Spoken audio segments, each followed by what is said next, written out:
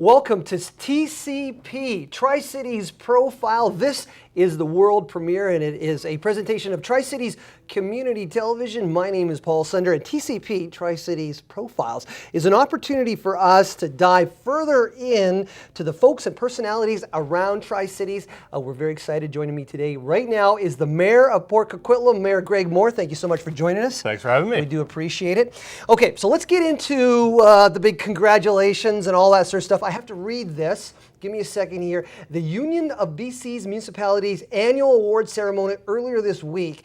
The City of Port Coquitlam received first place in Best Practices Leadership and Innovation Award category, oh my God, for large urban municipalities recognizing environmental leadership, as well as an honorable mention for the Best Practices with a website category.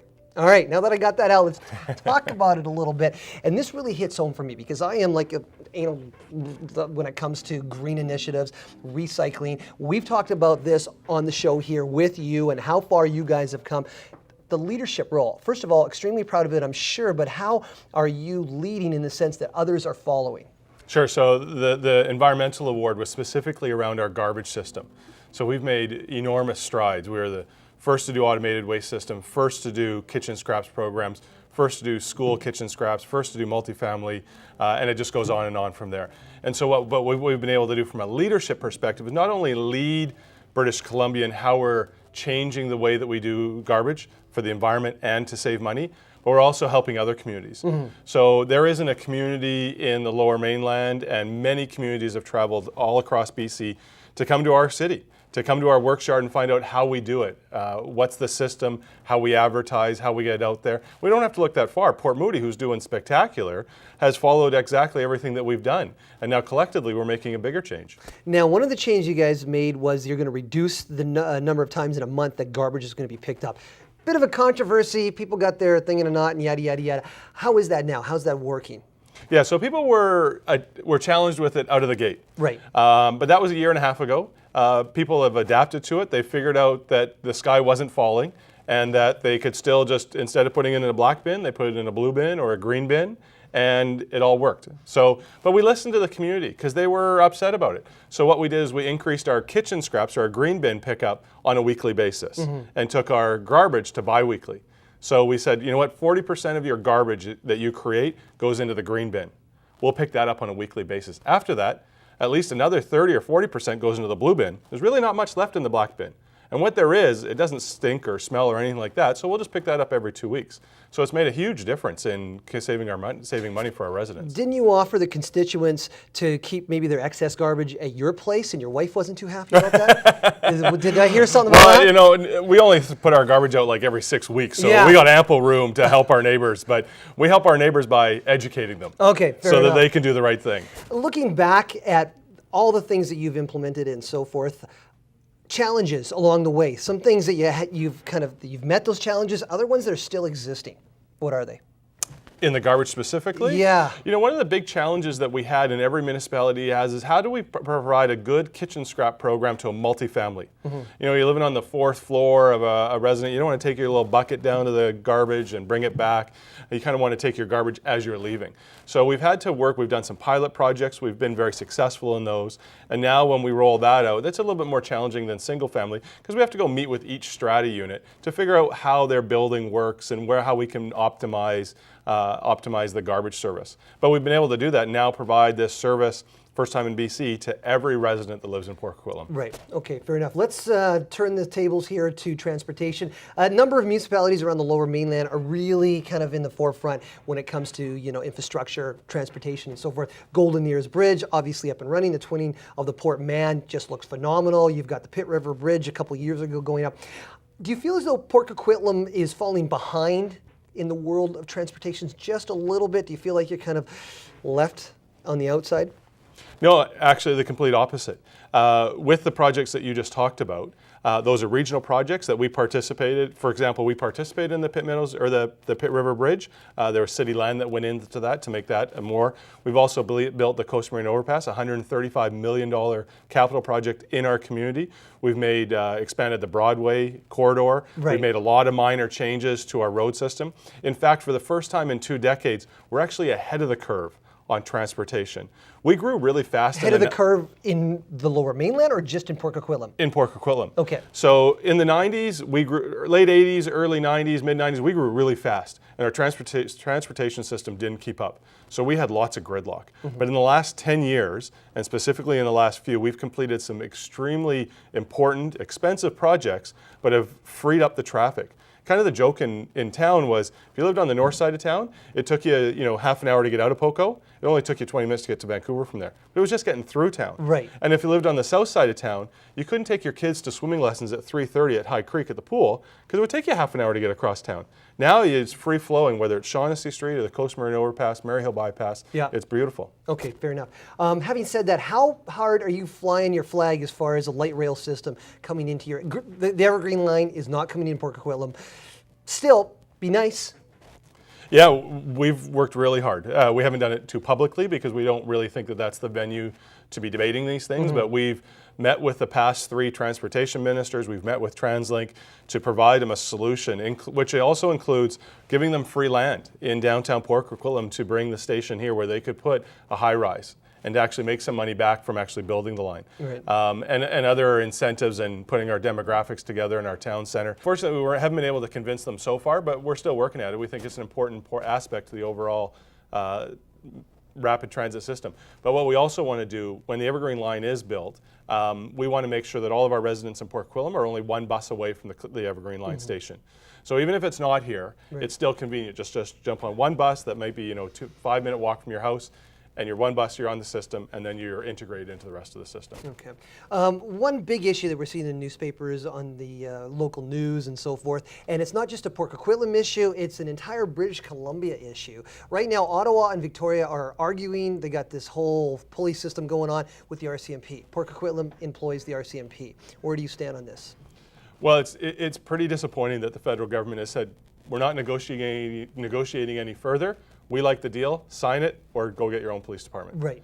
And that's really frustrating because there are some really important issues from a local government perspective that aren't addressed. What we're asking for is more accountability. Not necessarily more money, but more accountability, so that when decisions are made that affect our local detachment, we're a part of those decisions.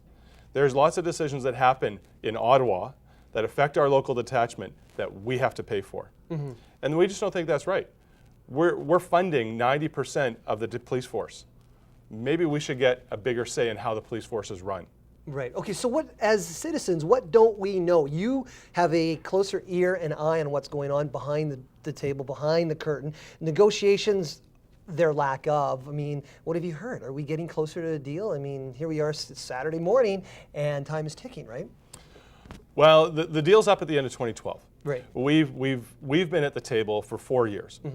All the provinces had, and to show the disconnect that's happening, municipal government isn't at the table. So let's just put this in perspective.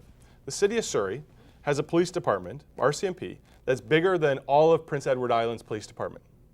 The City of Surrey isn't at the table. Prince Edward Island is. Right. Port Coquitlam, Burnaby, Richmond, smaller detachments than Surrey, but still substantial sizes. We're not at the table. We get a rep that can observe the negotiations but can't participate. And that's just how the RCMP and Ottawa has decided to run it, which we think is really inappropriate. We have given them a list of what we think should be included in the contract, which again is about more accountability. That's a good thing. Yeah. When you're spending a large portion of your budget to one department, and I don't care if it was the police department, the fire department, the Parks and Rec department, we want accountability. We as the elected officials that are representing our taxpayers, we want to make sure that that's accountable. And I don't think that's too much to ask. Okay. We're right around the corner from elections here. You've been in the office now of the mayor's office for 3 years. Looking back, what have you accomplished? What haven't you accomplished? Are you running again because you have yet to kind of meet certain demands? Yeah, it's been a phenomenal 3 years. I just have to say that I just love this job. I love working with our community. I love working with our council and our staff to do the best we can. And we're doing some pretty awesome stuff. And the UBCM Awards this year, we also received one last year for community engagement across the whole province. It's really just, it's backing all of the work that we're doing. It's saying, hey, you're doing it right and you're doing it better than everyone else. So that's really pleasing. We've accomplished so much in 3 years. the infrastructure part, the Coast Marine Overpass, changing our garbage system. We did a core service review, which not too many municipalities have. So we looked at every little service that we deliver to figure out which was core and which wasn't. We were able to save over $700,000 a year on operating costs by getting rid of some of that stuff. So during tough financial times for our residents and for us, we did that to make sure that we weren't spending money where we shouldn't be.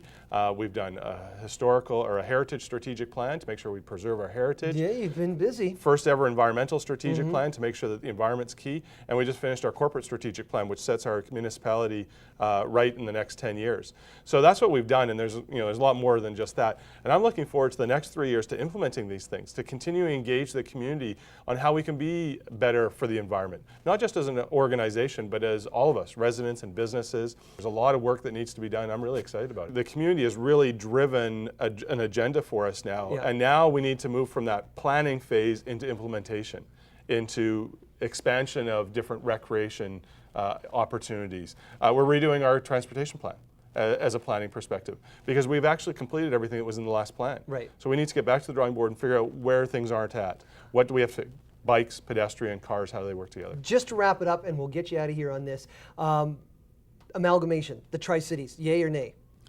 I don't think it's a good idea. We've looked at Ontario. You can look at other jurisdictions that have amalgamated. Cost of services generally go up. And the reason being, it's pretty simple. You look at Port Moody, Coquitlam, and Poco, we've got 3 different union contracts.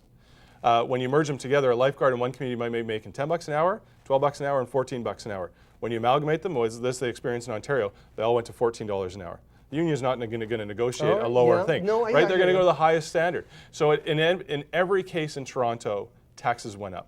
Where it would benefit us the most, and I think we can do this without amalgamation, is a larger voice for the Tri-Cities in regional context.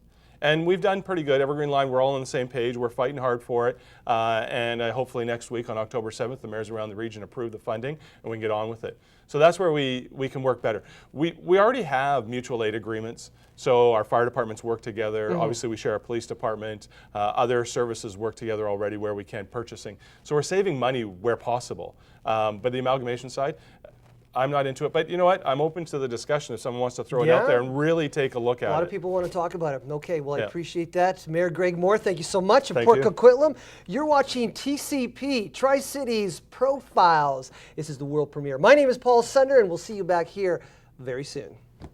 Hi, Marianne La Rochelle with Arts Connect. I'd like to invite you to join me at the Regional Arts Summit that we're going to be hosting on Tuesday, October 25th. Arts Connect is really excited about this day and so pleased that we can bring this opportunity to the region. It's going to be a day of talking about creativity, celebrating the great energy that we have in this region, and just discussing ways that we can work together to raise the profile of arts and culture in the Tri-Cities. It's going to be a really informative day. Christopher Gaze, Artistic Director of Bard on the Beach, will be our keynote speaker. We're going to be having an artist panel facilitated by Joelle Brandt, talking about the rewards and challenges of being an artist in this region. We're going to be talking about Arts Connect, our vision, and how we can work together. We'll have Lori Baxter there, who will be facilitating a workshop on growing audiences and how to attract more audiences to stay and support the great events that we have in this region. We're also going to have an opportunity for open spaces where we encourage you to bring your ideas and your topics. We want to hear your voice. Please join us Tuesday, October 25th at the Vancouver Golf Course. Ticket information is available on artsconnect.ca. Thank you. On October 15th at 7 p.m., come to Place des Arts and experience the excesses of the Roaring '20s as Place des Arts transforms into a Chicago-style speakeasy. So pull out your fedoras, your feathers, and your flapper dresses, and come and experience impromptu entertainment, luscious martinis, and a swanky silent auction. Tickets are just $50, and you can purchase them online or in person at Place des Arts. The website is www.impromptugala.ca. And if you want any more information to view our silent auction items, all the information will be there. Pay me off, Johnny!